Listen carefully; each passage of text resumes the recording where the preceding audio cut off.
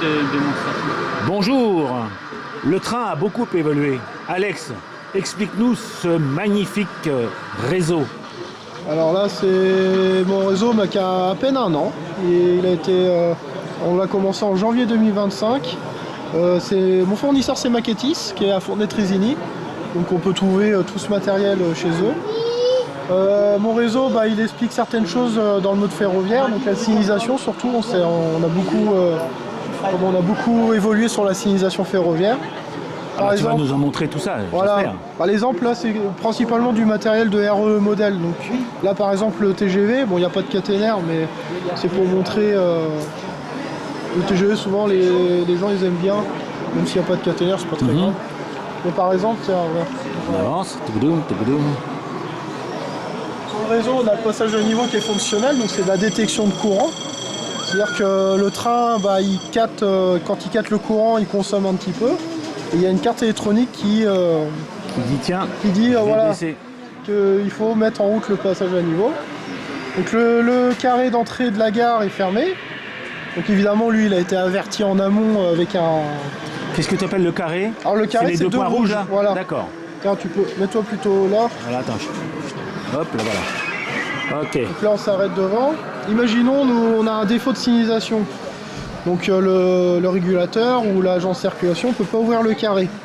Donc le conducteur, il va recevoir par radio ce qui s'appelle un bulletin C, un bulletin de franchissement de carré. Donc une fois que l'agent de circulation a vérifié l'état de la ligne, il c'est sûr qu'il n'y a rien devant.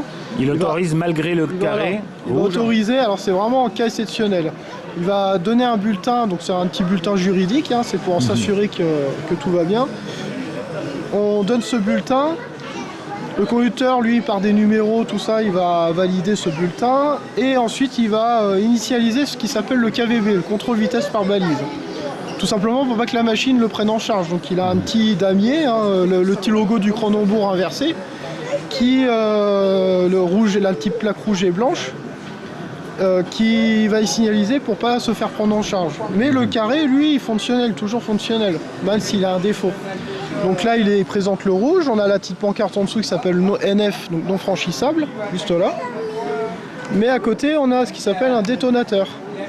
Donc ce détonateur, quand le TGV va franchir le carré fermé, il va s'enclencher. Pour prévenir le conducteur, attention, t'as grillé un feu. Donc là, le TGV, lui, avant de repartir... Alors, juste pour information, tu es en train de me piloter tout ça avec un téléphone. Un téléphone, tablette, maintenant la technologie ferroviaire en HO a beaucoup évolué, même en N d'ailleurs. Donc il y a une centrale, il y a des décodeurs, un peu comme les bateaux, c'est la même chose. D'accord. Donc là, avant de repartir, je klaxonne pour avertir peut-être un agent qui est au milieu de la voie. Et je repars en marche prudente, à 10 km/h pas plus. D'accord. Donc là, filme bien là. Donc là, il franchit le signal. Une fois qu'il va passer la zone de détection, ça va enclencher le détonateur. Qui est à hauteur de cabine, évidemment. Ah, là, il l'a pas fait. Bon. Alors, il aurait dû faire quoi? Là, il aurait dû péter, mais non, il l'a pas fait. Là. Bon, il y a un petit bug.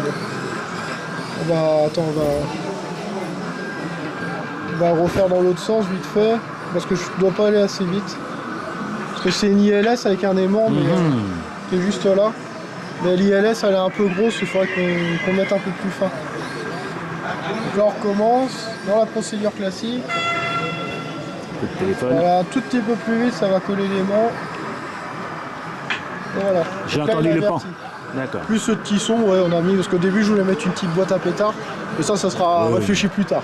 Par contre, j'attends avec curiosité le... Ah ça y est, il commence... Ah il se relève déjà lui. Ouais, c'est normal parce que les roues sur les intermédiaires sont pas encore... j'ai pas mis de ce qui s'appelle... on a un vernis résistif. D'accord. Et je l'ai pas encore mis dessus. Donc lui, il a cru que le train était terminé. Voilà, d'accord, ok. C'est juste... C'est des détails. D'accord. Donc après, sur le TGV de RE, on a les pantographes fonctionnels. Donc là, par exemple, je vais lever le 1500, le 1500 volts.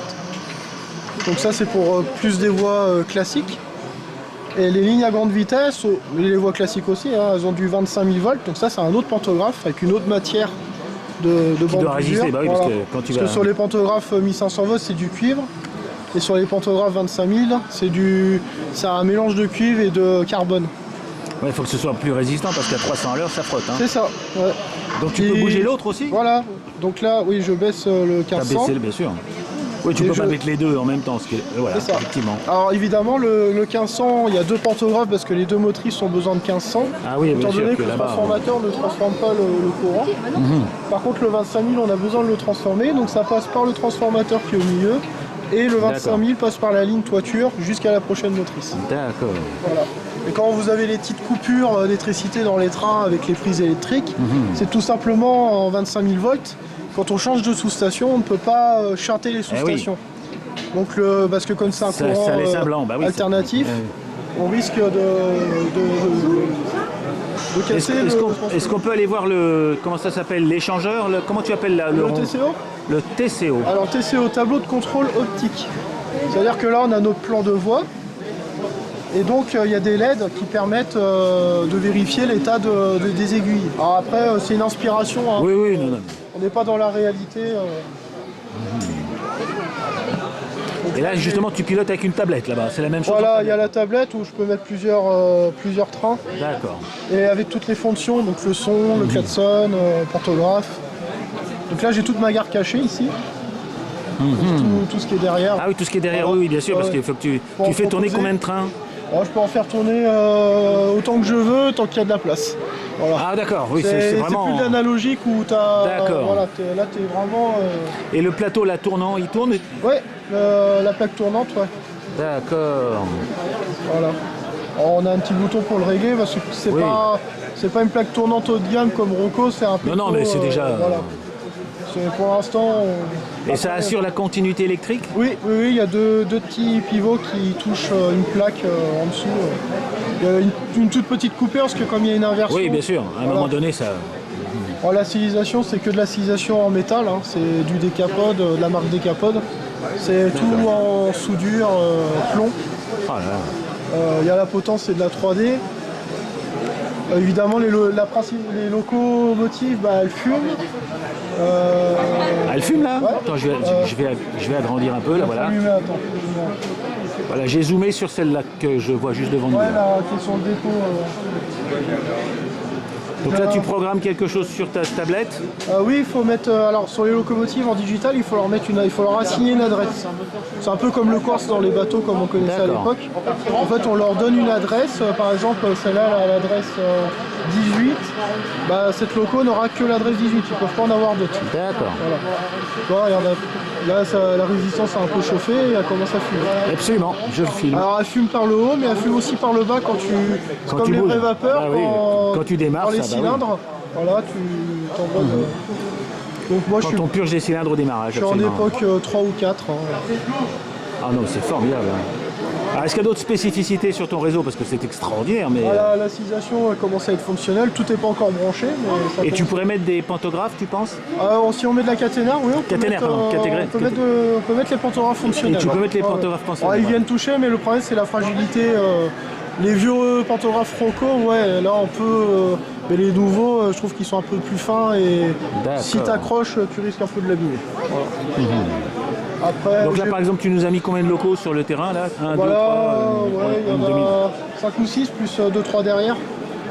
La micro machin, là tu as une petite de travail. Là il y a une 100K, là c'est un Y7000, 7100.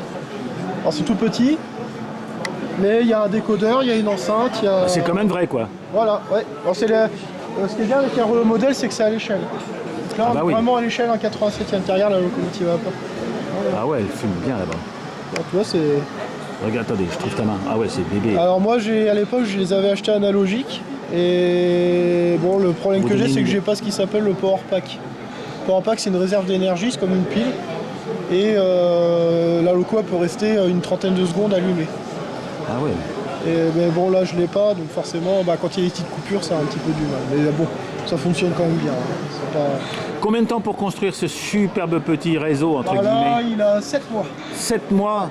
Et on est d'accord qu'on est en HO là, hein? Là, on est en HO, ouais. 1,87e. 1,87e. Toi, par exemple, sur la potence, là-bas, là, il y a les 30 avec les zones, avec la LED qui fait à peu près la même couleur que les vraies, quoi. C'est ça. Ouais, les petits 30 là, en fait c'est des plaques en résine, tu sais le soleil des fois ça cuit un peu. Et donc là, j'ai à peu près la même couleur que les vrais. les vrais. Ouais. Donc pareil, potence décapote tout en métal, soudé, avec une trentaine de fils là-dessus. Et le réseau qui est là-bas alors, c'est toi aussi là-bas? Non, ça c'est le président de Manilo. D'accord. C'est pas la même échelle de toute façon, c'est du bébé. Non, là tu as du N et à côté je crois que c'est du Z. D'accord. Enfin, je vous montre. Bah écoute Alex, vraiment, tu as fait un travail magnifique. Je suis surtout impressionné par Elle est pas la terminée. complexité. Non, mais c'est déjà... Parce que déjà le transporter, ouais, c'est des tronçons, c'est ça? Ah, là c'est 6 modules. Vous avez encore faim. Il y a 6 modules en Je vous invite à aller goûter super hamburger de nos amis. Ah, ça sent bizarre. Hein. Excellent. fait. C'est le Des fond. vraies crêpes. Merci Alex. Bonne visite à tous. Au revoir les amis.